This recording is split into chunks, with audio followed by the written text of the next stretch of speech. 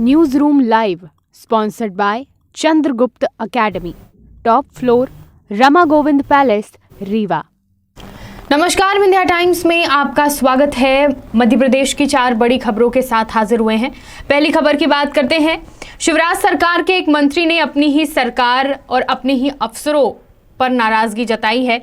मंत्री ने CM house पहुंचकर मुख्यमंत्री शिवराज सिंह चौहान से अपने ही विभाग के कुछ अधिकारियों की शिकायत की है। ये पूरा मामला कूनो नेशनल पार्क में चीतों के बड़े बाड़े को लेकर जुड़ा हुआ है। बताया जा रहा है कि वन विभाग के अधिकारियों ने मंत्री से बिना पूछे चीतों को बड़े बाड़ों में छोड़ दिया, जिसके बाद ये पूरा मामला गर्माता जा रहा है और मंत्री की नाराजगी सामने आई है।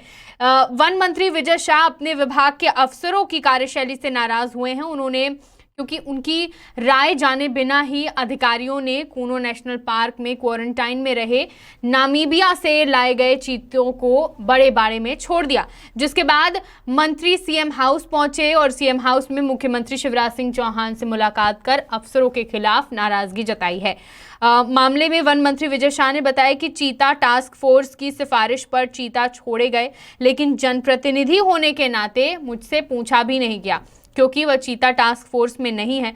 अफसरों से चर्चा में 6 और 7 नवंबर को छोड़े जाने का प्लान था। 6 नवंबर को सीएम हाउस में बैठक के कारण 7 नवंबर को जाने का प्लान हुआ, लेकिन चीता टास्क फोर्स ने पहले ही चीतों को रिलीज कर दिया। ये पूरा मामला था जिस पर सीएम हाउस पहुंचकर मंत्री ने सीएम से शिकायत की है।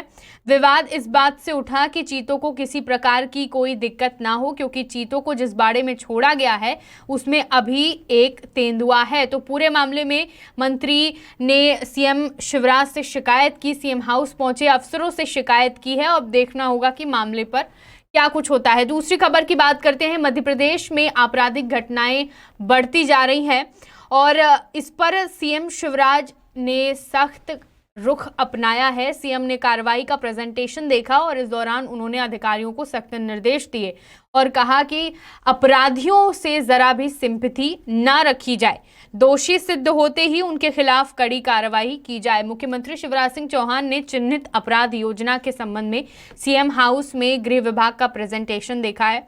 बैठक में चिन्हित अपराध योजना में अब तक के परिणाम, वर्तमान स्थिति, महत्वपूर्ण उपलब्धियों और विभिन्न जिलों की स्थिति और भविष्य की कार्य योजना के संबंध में ये पूरी प्रेजेंटेशन हुई।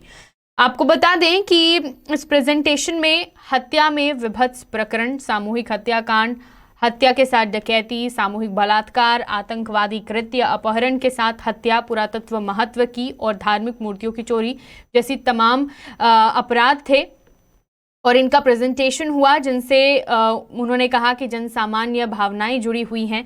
12 वर्ष से कम उम्र की बालिकाओं के साथ बलात्कार आदि की घटनाओं को चिन्हित अपराधों की श्रेणी में शामिल कर कठोरतम दंड देने की व्यवस्था की गई है। तो एक तरफ जहां मध्य प्रदेश सरकार अपराधों को लेकर सख्त है, वहीं दूसरी तरफ मध्य प्रदेश में हत्या, लूट, बलात्कार, चोरी जैसी घटनाएं बढ़ती जा रही हैं और इस पर अभी फिलहाल मुख्यमंत्री ने प्रेजेंटेशन देखा, सख्त सख्त कार्रवाई किए जाने की बात कही है। अगली खबर की बात करते हैं। मध्य प्रदेश की राजधानी भोपाल में पहला डबल डेकर फ्लाईओवर तैयार होगा। मध्य प्रदेश का ये पहला डबल डेकर फ्लाईओवर होगा। प्रदेश में पहली बार ये फ्लाईओवर बनकर तैयार होगा, जिसकी लागत 221 करोड़ रुपए होगी।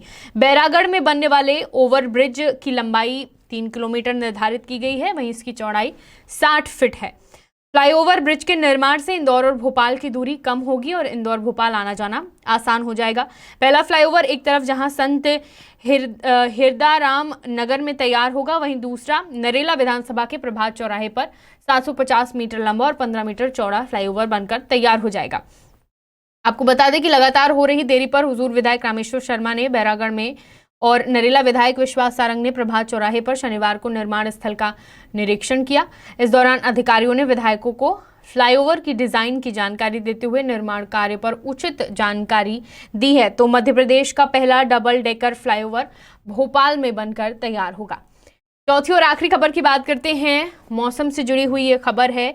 जिस तरीके से ठंड बढ़ती जा रही है मध्य प्रदेश में, इस बीच बारिश होने की संभावना भी मौसम विभाग ने जताई है। मौसम विभाग के अनुसार 7 नवंबर से मौसम फिर से बदलने वाला है। 8 नवंबर को हल्की से मध्यम बारिश मध्य प्रदेश के कुछ जगहों पर हो सकती है। इस दौरान ग्वालियर चंबल संभागों के जिलों में कहीं कहीं बारिश हो सकती है। वहीं 10 नवंबर के बाद तापमान में गिरावट आएगी और ठंड बढ़ने की संभावना और बढ़ जाएगी। आपको बता दें कि बारिश की संभावना इंदौर और भोपाल में भी जताई गई है। इंदौर और भोपाल में भी बूंदाबांदी होगी। 8 नवंबर को जो सिस्टम एक्टिव हो रहा है उसके कारण मध्य प्रदेश के कुछ इलाकों में बारिश होगी और 10 नवंबर के बाद तापमान में और गिरावट होगी, जिसके कारण ठंड बढ़ जाएगी। आज की 4 बड़ी खबरें। तमाम खबरों के लिए देखते रहिए विंध्या टाइम्स। बहुत बहुत धन्यवाद। News room live sponsored by Chandragupta academy, top floor, Rama Govind palace, Rewa.